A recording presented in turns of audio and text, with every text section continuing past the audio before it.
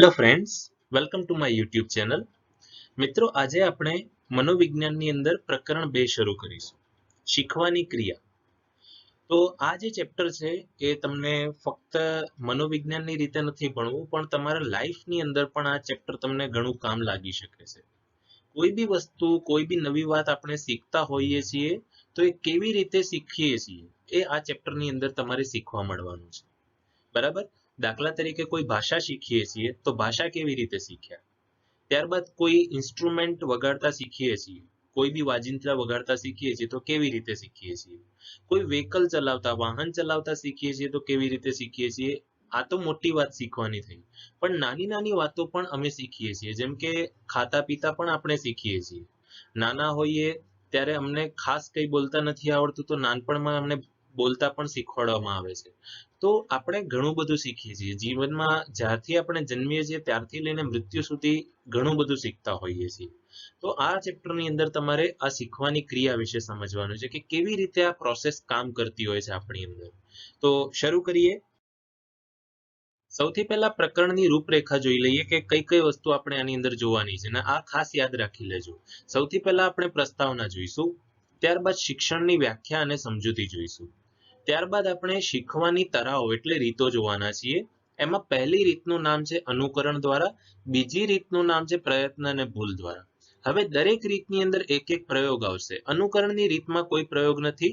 પ્રયત્ન અને ભૂલ દ્વારા જે આપણે શીખીએ છીએ એમાં થોર્નડાઇકનો એક પ્રયોગ છે. ત્રીજી રીત છે અભિસંધાન દ્વારા.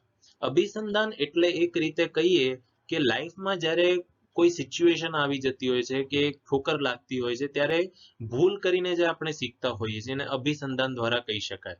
એટલે એમાં પણ પ્રશિષ્ટ અભિસંધાનનો પ્રયોગ છે અને એને લગતા મૂળભૂત ખ્યાલો, કે પ્રયોગમાં જે નવા નવા શબ્દો આવે છે એ શબ્દોનો મતલબ શું થાય છે એને મૂળભૂત ખ્યાલો કહેવાય છે. ત્યારબાદ કારક અભિસંધાન દ્વારા જે શીખવાની રીત છે એમાં સ્કિનરનો સમસ્યા પેટીનો પ્રયોગ આવશે ને એ અભિસંધાનમાં જે મૂળભૂત ખ્યાલો છે, જે નવા શબ્દો તમારે શીખવાના છે એ આવશે. ત્યારબાદ આંતરસૂઝ દ્વારા. આંતરસૂઝ એટલે અંદરથી જે પ્રેરણા મળતી હોય કે ચલો આવું કંઈક કરીએ, આઈડિયા આપણે કહીએ છીએ ને કે મારા માઇન્ડમાં આવો આઈડિયા આવે ને મારું પ્રોબ્લેમ સોલ્વ થઈ ગયું. બરાબર? તો આંતરસૂઝ દ્વારા પણ ઘણી વખત વ્યક્તિ ઘણું બધું શીખી જતી હોય છે. તો આ આંતરસૂઝમાં જે પ્રયોગ છે બહુ જ ઇમ્પોર્ટન્ટ છે, કોલરનો ચિમ્પાન્જી વાનરનો પ્રયોગ, જેમાં ત્રણ અલગ અલગ પ્રયોગો થયા છે ચિમ્પાન્જી વાનર ઉપર. એક તો એક લાકડી વાળો, પછી બે લાકડી વાળો અને એક ખોખાનો પ્રયોગ. તો આ ત્રણ પ્રયોગો જે છે ચિમ્પાન્જી વાનર ઉપર થયા છે. તમારે શું યાદ રાખવાનું છે કે પ્રયત્ન અને ભૂલ દ્વારા જે શીખવાની રીત છે એમાં થોર્નડાઇકનો પ્રયોગ આવે છે. પછી અભિસંધાનમાં પ્રશિષ્ટ અભિસંધાનનો પ્રયોગ અને એના મૂળભૂત ખ્યાલો આવે છે. કારક અભિસંધાનની અંદર પણ સ્કિનર એક પ્રયોગ આવે છે, સ્કિનરનો પ્રયોગ સમસ્યા પેટીનો જે પ્રયોગ કહેવાય છે, અને એના પણ મૂળભૂત ખ્યાલો છે. આંતરસૂઝમાં આવા કોઈ મૂળભૂત ખ્યાલો નથી, પણ કોલરનો જે ચિમ્પાન્જી વાનરનો પ્રયોગ છે એ ત્રણ ભાગમાં વહેંચાય છે. એક લાકડી વાળો પ્રયોગ છે, પછી બે લાકડી વાળો અને ત્રીજું જે છે ખોખાનો પ્રયોગ છે. બરાબર? તો આ રીતે આખે આખું આપણે ચેપ્ટર સમજવાના છીએ. ચેપ્ટર બહુ લાંબુ નથી, ટૂંકું છે, પણ એને જ્યારે આપણે સમજીશું વિસ્તૃતમાં ત્યારે તમને આ ચેપ્ટર ખૂબ જ લાંબુ લાગશે. બરાબર? તો આજે આપણે ફક્ત ને ફક્ત પ્રસ્તાવના જોવાના છીએ આ લેક્ચરમાં, કારણ કે પ્રસ્તાવના જ એટલી સમજવા જેવી છે ને, એટલી મોટી પ્રસ્તાવના છે કે આખો લેક્ચર આ પૂરતો છે. બરાબર? તો ચલો હવે પ્રસ્તાવના સમજવાનું શરૂ કરીએ. તો જુઓ કે મનોવિજ્ઞાન એ વર્તનનું વિજ્ઞાન છે. વર્તનના અભ્યાસ દરમિયાન જાણવા મળ્યું છે કે પૃથ્વી પરના તમામ સજીવોને તેમની આસપાસના પર્યાવરણ સાથે કામ પાડવા માટે શિક્ષણ અનિવાર્ય છે. બરાબર? કે જે મનોવિજ્ઞાન છે એને તો તમે જાણો જ છો કે વર્તનનું વિજ્ઞાન છે. હવે વર્તનનો જ્યારે અભ્યાસ કરવામાં આવ્યો ત્યારે એક વસ્તુ જાણવા મળી કે પૃથ્વી પરના જેટલા બી સજીવો છે એમની આસપાસ પર્યાવરણ સાથે કામ પાડવા માટે શિક્ષણ અનિવાર્ય છે. દરેક વસ્તુનું શિક્ષણ હોવું જરૂરી છે. બરાબર? કે કોઈ ખેડૂત છે, જો એને ખેતી કરવાનું શિક્ષણ જ નથી તો ક્યાંથી એ તમને અનાજ પૂરું પાડશે અને ક્યાંથી પછી તમે જીવન જીવશો? એટલે પર્યાવરણ સાથે કામ પાર પાડવા માટે શિક્ષણ અનિવાર્ય છે. દરેક સજીવને પોતાના જીવન રક્ષણ અને નિભાવ માટે કોઈને કોઈ પ્રકારનું શિક્ષણ તો લેવું જ પડે છે. શિક્ષણને કારણે આપણા પરિવર્તન અને પરિસ્થિતિમાં થતા બદલાવથી મળતા જીવન રક્ષણ અને પ્રેરણા સંતોષને કારણે પ્રાણી કે માનવનું જીવન શક્ય બને છે. હવે શું થાય છે કે શિક્ષણને લીધે વ્યક્તિનું જે પોતાનું જે જીવન છે એને રક્ષણ અને નિભાવ એ કરી શકે છે. બહુ જ સારી રીતે કરી શકે છે. શિક્ષણને કારણે જે પણ પરિવર્તન આવે, સપોઝ માર્કેટની અંદર પરિવર્તન આવ્યું કે પહેલા જે મોબાઈલ હતા કીપેડ હતા, પછી ટચ સ્ક્રીન થયા અને પછી તો બહુ જ હાઈ લેવલના મોબાઈલ આવે, તો આ પરિવર્તન આવ્યું. તો પરિવર્તન અને પરિસ્થિતિમાં જે બદલાવો થાય છે, બરાબર, તો જો શિક્ષણ હોય આપણી પાસે, કોઈક વસ્તુ શીખેલી હોય, આવી બધી ટેકનિકલ નોલેજ ને આવું બધું, કોઈ બી વસ્તુ, આ તમે ટેકનિકલ વાત કરી એવી તો ઘણી બધી વસ્તુઓ છે, તો જે બી પરિવર્તન કે પરિસ્થિતિ બદલાય તો એમાં જે જીવન રક્ષણ અને પ્રેરણા સંતોષને કારણે પ્રાણી કે માનવનું જીવન શક્ય બને છે. ક્યારે શક્ય બને છે? જ્યારે શિક્ષણ હોય છે ત્યારે. નહીં તો જો શિક્ષણ ના હોય તો બદલાવ આવવાને લીધે કે પછી પરિવર્તનને લીધે વ્યક્તિ જે જીવન છે એ સંતોષપૂર્ણ જીવી શકતો નથી. એટલા માટે જો જીવનના રક્ષણ અને પ્રેરણા સંતોષને કારણે જો વ્યક્તિને જીવન શક્ય બનાવવું હોય તો શિક્ષણ ખૂબ જ જરૂરી વસ્તુ છે. દરેક સજીવ પોતાના જીવન ચક્ર દરમિયાન મોટે ભાગે બે પ્રકારનું વર્તન કરતું જોવા મળે છે. એક સાહજિક વર્તન અને બીજું શિક્ષિત વર્તન. આ પ્રસ્તાવનામાં તમારે આ બે પોઈન્ટ્સને બહુ જ સારી રીતે સમજવાના છે કે કોઈ બી વ્યક્તિ છે એ જીવનમાં બે પ્રકારનું વર્તન કરે છે. એક તો સાહજિક એટલે અંદરથી આવતું કુદરતી પ્રકારનું, અને બીજું છે શિક્ષિત વર્તન એટલે કોઈના દ્વારા શીખવાડવામાં આવતું. આ એક લાઈનમાં મેં તમને બંનેનો અર્થ સમજાવ્યો. હવે આપણે બંનેને ઊંડાણપૂર્વક સમજીએ. સૌથી પહેલા સાહજિક વર્તન. સાહજિક વર્તન શું થાય છે એ સમજીએ કે સાહજિક વર્તન માટે પ્રાણીને કોઈ પણ જાતનું ઔપચારિક શિક્ષણ મેળવવાની જરૂર રહેતી નથી. કે કોઈ બી વ્યક્તિ છે, કોઈ બી જીવ છે, પ્રાણી છે, તો એને કોઈ ઇન્સ્ટિટ્યુશનમાં જઈને કે કોઈ વ્યક્તિ પાસે જઈને શિક્ષણ મેળવવાની જરૂર પડતી નથી. એ સાહજિક વર્તન છે. દરેક સજીવ જન્મથી પોતાના જનીનોમાં કેટલીક શક્તિઓ લઈને જન્મે છે, જેનાથી અમુક મર્યાદિત પ્રતિક્રિયાઓ આપતા એ શીખી જાય છે. તમે ધોરણ 11માં જોયું હોય કે દરેક જે સજીવ છે એને જનીનો મળતા હોય છે. જનીનોમાં ઘણી બધી શક્તિઓ હોય છે અને જેમાંથી અમુક મર્યાદિત પ્રતિક્રિયાઓ તો એ ઓટોમેટિકલી શીખી જાય છે, એને કોઈની જરૂર પડતી નથી. આ પ્રકારનું વર્તન એ જન્મજાત કે સાહજિક વર્તન છે. જન્મજાત એટલે જન્મથી મળતું અને સાહજિક એટલે ઓટોમેટિકલી કુદરતી રીતે વર્તાતું વર્તન છે. બરાબર? દાખલા તરીકે કીડીનું પોતાના માટે ખોરાકના કણને ખેંચી લેવું. બરાબર? કીડીને કોણ શીખવાડે છે કે ચલ ભાઈ કણ ખેંચીને બતાય, ચલ આવી રીતે કણ ખેંચવાનું? નહીં, એ ઓટોમેટિકલી ખોરાકનું કણ ખેંચે છે. ગાયના વાછરડાનો જન્મ થતા જ થોડી વારે માતાના આંચળે વળગીને પોતાની ભૂખ સંતોષવી. તો ગાયના વાછરડાને પણ આવું કોઈ શીખવાડતું નથી, એ ઓટોમેટિકલી સાહજિક હોય છે. માનવ બાળનું જન્મ્યા પછી તરત જ રડવું. શું કોઈ શીખવાડે છે બાળકને કે ભાઈ બાળક તું આવી રીતે રડ એટલે તારો જન્મ સફળ કહેવાય કે પછી ગમે તે? આવી બધી વસ્તુ શીખવાડવામાં આવતી નથી. એ સાહજિક એટલે કુદરતી ઓટોમેટિકલી હોય છે, જે આપણા જનીનની જે અમુક શક્તિઓ છે એની અંદર એ આવતી હોય છે. બરાબર? તો આ બધી વસ્તુ શીખવાડવામાં નથી આવતી, એટલા માટે ઓટોમેટિકલી આવડી જાય છે. ઓટોમેટિકલી જે આવડે છે એને સાહજિક વર્તન કહેવાય છે. બરાબર? સામાન્ય રીતે દરેક જીવ પોતાની મૂળભૂત પ્રેરણાઓ સંતોષવાની રીતો અને જીવન રક્ષાની રીતો આપમેળે જ શીખી લેતું હોય છે, જેને આપણે સાહજિક વર્તન કહીએ છીએ. બરાબર? કે કોઈ બી વ્યક્તિ હોય તો આ બધી વસ્તુ ઓટોમેટિકલી આપમેળે જ શીખી લેતું હોય છે, જેને આપણે સાહજિક વર્તન કહીએ છીએ. બરાબર? તો આ તો શીખવાડવાની જરૂર જ નથી પડતી. ઘણી વસ્તુ એવી છે કે જે આપણે અંદર ઓટોમેટિકલી જન્મજાતથી આવે છે. બરાબર? એટલે આપણે એને સાહજિક વર્તન કહીએ. હવે આપણે શિક્ષિત વર્તન તરફ. તો શિક્ષિત વર્તનને પહેલા સમજીએ કે શું છે. કે શિક્ષિત વર્તન એટલે એવું વર્તન કે જે અન્ય લોકોને વર્તન કરતા જોઈને શીખાય છે, અથવા તો એ વર્તન અન્ય દ્વારા શીખવવામાં આવતું હોય છે. સમજો આ વસ્તુને કે શિક્ષિત વર્તન કેવું છે? કાં તો અમે કોઈને જોઈને શીખી ગયા, કાં તો અમને કોઈને આવીને શીખવાડે છે. બંને જે વર્તનો છે એ શિક્ષિત વર્તનો જ કહેવાય. બરાબર?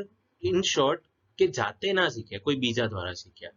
ભલે આપણે કોઈને જોઈને શીખ્યા છીએ કે પછી કોઈ આપણને આવીને શીખવાડે છે, બંને વસ્તુ એક જ છે. થયા તો બંને શિક્ષિત વર્તન જ. આ પ્રકારના શિક્ષણમાં વ્યક્તિ કે પ્રાણીને જે તે વર્તન કરવામાં આવડતું નથી, પરંતુ વ્યક્તિ કે પ્રાણી જે તે વર્તન કરતા શીખવા માટે સ્વેચ્છાએ ચોક્કસ પરિવર્તનનો સ્વીકાર કરીને વર્તનમાં બદલાવ લાવે છે. આવડતું નથી પણ વ્યક્તિ કે પ્રાણીને આ વસ્તુ શીખવી હોય તો એ પહેલા સ્વેચ્છાએ એટલે એની પોતાની ઈચ્છા જન્મે છે. જેમ કે તમે અત્યારે મનોવિજ્ઞાન શીખી રહ્યા છો મારી પાસેથી, તો તમે તમારી ઈચ્છાથી શીખી રહ્યા છો. બરાબર? તો આ સ્વેચ્છાએ પરિવર્તનનો સ્વીકાર કરીને વર્તનમાં બદલાવ લાવે છે.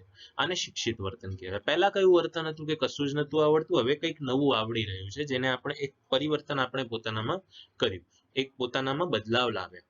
પોતાનામાં એટલે પોતાના વર્તનમાં.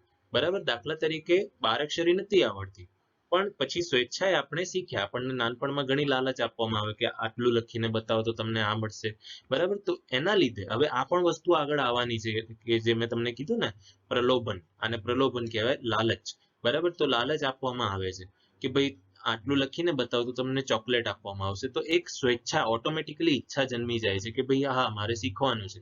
એટલે આપણે પરિવર્તન લાવવા માટે તૈયાર થઈએ છીએ ને આપણે પોતાનું વર્તન બદલીએ છીએ. પહેલા વર્તન હતું કંઈ જ નતું આવડતું, ને હવે આપણે કંઈક લખતા શીખ્યા અને હવે આપણું એ વર્તન બની જવાનું છે. પહેલા આપણે શીખીએ પછી આપણું વર્તન બની જતું હોય છે, આપણી ટેવ બની જતું હોય છે, બરાબર. અહીં વ્યક્તિ કે પ્રાણી પોતાની મરજીથી જે તે શિક્ષણ મેળવતું હોય છે. આથી જ સાહજિક વર્તનને સામાન્ય રીતે આપણે શિક્ષણ તરીકે સ્વીકારતા નથી. હવે શિક્ષણમાં શું થાય છે હું તમને સમજાવું કે જે પણ આપણે શિક્ષણ મેળવતા હોઈએ છીએ આપણી મરજીથી મેળવતા હોઈએ છીએ. કોઈ આપણને ફોર્સ કરતું નથી. એટલે બહારની વ્યક્તિ ફોર્સ નથી કરતી. જ્યારે સાહજિકમાં શું છે કે તમે ઈચ્છો ના ઈચ્છો એ તમારી અંદર ઓટોમેટિકલી તમે શીખી જ જતા હોવ છો, બરાબર. તમે પાણી પીવા તમને કોઈએ શીખવાડ્યું નથી પણ ઓટોમેટિકલી તમે શીખી ગયા. અંદરથી જ એવો ફોર્સ આવી ગયો કુદરતી કે તમે શીખી ગયા. જ્યારે આમાં એવો કોઈ ફોર્સ નથી આવતો, આમાં તમે તમારી ઈચ્છાથી જ શીખો છો, બરાબર. એટલે ઘણી વખત ઘણા બાળકોની ઈચ્છા નથી થતી છતાં બી ભણવું પડે છે. એમનામાં એવી ઈચ્છા ઉત્પન્ન કરવી પડે છે ભણવાની. એક વખત ભણવાની ઈચ્છા ઉત્પન્ન થઈ જાય તો ઓટોમેટિકલી એ પછી ભણતરમાં આગળ વધે છે ને ઘણું બધું શીખે છે, બરાબર. તો અહીંયા એ જ વસ્તુ કીધી છે કે દરેક પ્રાણી પોતાની મરજીથી શિક્ષણ મેળવતું હોય છે. જ્યારે સાહજિક વર્તન એવું નથી, એટલા માટે સાહજિક વર્તનને શિક્ષણ તરીકે સ્વીકારવામાં આવતું નથી. પ્રાણી કે બાળકનો જેમ જેમ વિકાસ થતો જાય તેમ તેમ તે પર્યાવરણમાંથી અનુભવો ગ્રહણ કરીને પોતાના વર્તનમાં પરિવર્તન લાવી આગવી જીવનશૈલી અપનાવે છે. માનવી હોય કે પ્રાણી, દરેક પોતાના જીવનમાં પ્રત્યેક ક્ષણે પરિવર્તન લાવતા જ હોય છે. હવે આ કેવી રીતે હું તમને સમજાવું. બાળક છે નાનું છે ત્યારે નાની નાની વસ્તુઓ શીખશે, ચાલતા શીખશે, બોલતા શીખશે અને થોડી ઘણી અમુક વસ્તુઓ જે શીખવાડવામાં આવે છે નાના બાળકને એ શીખશે. પછી તરુણાવસ્થામાં આવશે તો અમુક વસ્તુઓ નવી શીખશે, જેમ કે પોતાના ભણતરને લગતું છે કે પછી દરેક તમામ જે નવી નવી વસ્તુઓ જે જવાબદારીઓ એને શીખવાની હોય છે. પછી થોડોક મોટો થાય છે, યુવાન અવસ્થા આવે છે, પછી એ ઘરની જવાબદારી, ફેમિલી હેન્ડલ કરવાની જવાબદારીને લગતું કાર્ય શીખે છે, પોતાના બિઝનેસને હેન્ડલ કરવાનું કાર્ય શીખે છે. ત્યારબાદ જ્યારે વ્યક્તિ ગરડો થાય છે ત્યારે પોતાના બાળકો સાથે કેવી રીતે એડજસ્ટ કરવું એ શીખતો હોય છે. એટલે ટૂંકમાં વ્યક્તિ જન્મથી લઈને મૃત્યુ સુધી શીખતો જ હોય છે, બરાબર. એટલા માટે આ જે લાઈન છે, આથી જ શિક્ષણને જન્મથી મૃત્યુ સુધી ચાલતી અવિરત પ્રક્રિયા છે. અવિરત એટલે નોન સ્ટોપ. એટલે પરીક્ષામાં આ વિધાન પૂછાય તો તમારે આ લખી દેવાનું કે વ્યક્તિ કે પ્રાણી પોતાની મરજીથી જે તે શિક્ષણ મેળવતું હોય છે. આથી સાહજિક વર્તનને, એટલે આ લાઈન ના લખતા પણ પછી અહીંયા કે પ્રાણી કે બાળકનો જેમ જેમ વિકાસ થતો જાય છે તેમ તેમ તે પર્યાવરણમાંથી અનુભવો ગ્રહણ કરીને પોતાના વર્તનમાં પરિવર્તન લાવી આગવી જીવનશૈલી અપનાવે છે. કે જેમ જેમ વિકાસ થાય છે એમ એમ એ પોતાની અંદર ચેન્જ લાવે છે અને આ ચેન્જને લીધે એની જીવનશૈલી બદલાય છે, નવી જીવનશૈલી અપનાવે છે. અને એ શું થાય છે કે દરેક ક્ષણે આ પરિવર્તન એ લાવતો જ હોય છે માનવી. એટલા માટે શિક્ષણ એ જન્મથી મૃત્યુ સુધી ચાલતી અવિરત પ્રક્રિયા છે. આ મોસ્ટ ઇમ્પોર્ટન્ટ વિધાન છે, પરીક્ષામાં પૂછાય છે એટલે મોઢે કરી દેજો. વ્યક્તિ બાલ્યકાળમાં મોટે ભાગે શિક્ષણ અનુકરણથી અને પ્રયત્ન અને ભૂલ દ્વારા શીખે છે. કે વ્યક્તિ જ્યારે નાનું હોય ત્યારે અનુકરણ એટલે બીજાઓને જોઈ જોઈને, નકલ આપણે જેને કહીએ ને કે કોઈએ કીધું કે આ પાણી છે તો એને જોયું કે આને જ કેમ પાણી કહીએ છીએ, તો એને અનુકરણ કહેવાય. કે બાળક વિચારે છે, જ્યારે બી એ સાંભળે છે, જોવે છે, બધું શીખે છે, એને અનુકરણ અને પ્રયત્ન અને ભૂલ દ્વારા શીખે છે. ચાલતા શીખતો હોય, પ્રયત્ન કરતો હોય, ઘણીવાર પડી પણ જાય અને પછી ધીમે ધીમે શીખી જતો હોય. સેમ બોલવામાં બી એવું થતું હોય છે. ત્યારબાદ તરુણ કાળમાં અભિસંધાનની આંગળી પકડીને કારક શિક્ષણમાં પારંગત બને છે. અભિસંધાન એટલે જીવનમાં જે નવી નવી સિચ્યુએશન આવે છે, ધીમે ધીમે એ સિચ્યુએશન જોતો જાય છે અને પછી જોવે છે કે હા મારી જોડે આવું થાય છે, મારે આમ કરવું જોઈએ, તેમ કરવું જોઈએ, અને પછી એ અભિસંધાનની આંગળી પકડીને કારક શિક્ષણમાં પારંગત બને છે. હવે એ શિક્ષણમાં થોડો પારંગત બન્યો. જ્યારે યુવકાળમાં આવી પડતી જીવનની અટપટી અને જટિલ સમસ્યાઓના ઉકેલ માટે બાલ્યાવસ્થા અને તરુણાવસ્થાના સમયમાં મેળવેલ શિક્ષણ દ્વારા ઓચિંતી પ્રાપ્ત થતી આંતરસૂઝને કામે લગાડે છે. થાય છે શું કે બાલ્યાવસ્થામાં અને તરુણાવસ્થામાં જે પણ અનુભવો થઈ ગયા હવે યુવાવસ્થામાં કામ લાગે છે, યુવા કાળમાં કામ લાગે છે.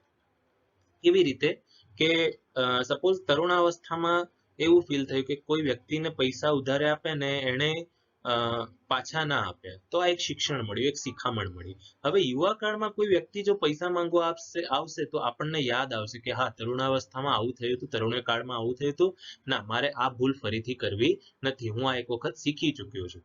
બરાબર?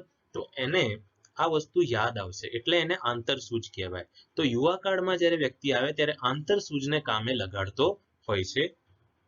આમ જેના દ્વારા વ્યક્તિ વિવિધ આચાર વિચાર, ભાષા, વર્તન ભાતો, પ્રેરણા, આવેગની અભિવ્યક્તિ, મનોવલણો, શિષ્ટાચારનું શિક્ષણ મેળવીને વ્યક્તિ પોતાના વ્યક્તિત્વને વિકસાવે છે. બરાબર? કે આ બધા દ્વારા જ વ્યક્તિ પોતાનું જે જીવન છે આ દરેક વસ્તુને વિકસાવતો હોય છે. આમ વ્યક્તિ શિક્ષણની નૌકા દ્વારા જીવન સાગર પાર કરે છે. આ પણ ઇમ્પોર્ટન્ટ લાઈન છે કે વ્યક્તિ શિક્ષણની નૌકા દ્વારા જ જીવન સાગર પાર કરે છે. શિક્ષણ બહુ જ જરૂરી છે. કૃષ્ણ ભગવાનના સમયથી આ શિક્ષણનું ખૂબ જ મહત્વ રહ્યું છે. ખુદ કૃષ્ણ ભગવાન પણ આટલા મોટા ભગવાન થઈને પણ એ ભણવા ગયા હતા. બરાબર? તો શિક્ષણ બહુ જરૂરી છે. એટલે તમે બી શિક્ષણ મેળવી રહ્યા છો અત્યારે, માટે ઘણી વખત તમને એમ થતું હોય કે શિક્ષણ મેળવતી વખતે અમને તો ઊંઘ આવે છે, ને પાછા અમે તો આર્ટ્સ વિષય વાળા, અમને તો વધારે થિયરી એટલે વધારે ઊંઘ આવે. પણ એવું કરવાનું નહીં.